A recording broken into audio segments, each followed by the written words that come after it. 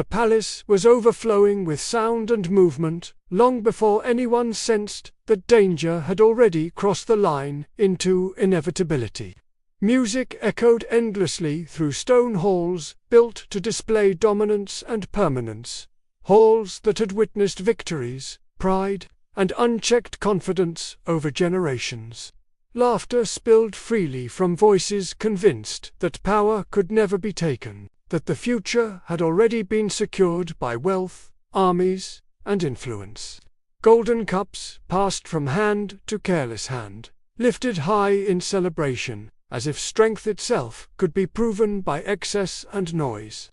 The king sat at the center of the feast, surrounded by luxury, surrounded by loyalty, surrounded by the comforting illusion that control was permanent. This was not a night shaped by fear or caution. It was a night driven by arrogance and indulgence.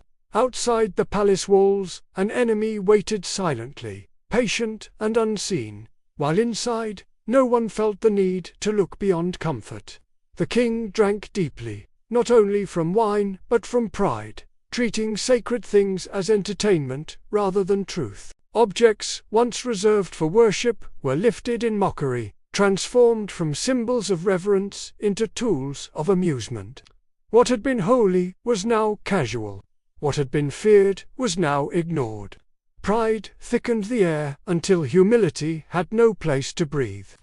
Then, without warning or announcement, the celebration fractured at its core. The music faltered mid-note, as if even sound itself had lost permission to continue. Laughter died instantly, frozen on faces suddenly aware that something was wrong. An unnatural silence spread across the room, heavy and suffocating, pressing against every heart at once. All eyes turned toward the wall. From nothing, without explanation, a hand appeared, no body attached, no face revealed. Just a hand moving with deliberate purpose. It wrote glowing words into the stone, each stroke slow, undeniable, and impossible to ignore. Confidence drained from the king's face as fear took its place. The hands that once raised cups in pride now shook uncontrollably, unable to hide the terror they carried. The voice that commanded nations could no longer form a sentence strong enough to steady itself. No one understood the message written on the wall. Yet everyone felt its weight settle heavily upon them. Wisdom was summoned. Knowledge was called forward. But learning without humility stood powerless before judgment. Then Daniel entered the room. He did not flatter the king. He did not soften the truth to preserve comfort. He spoke of history, reminding the king that power is always given and never owned.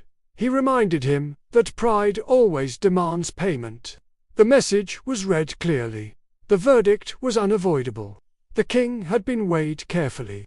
The kingdom had been measured completely.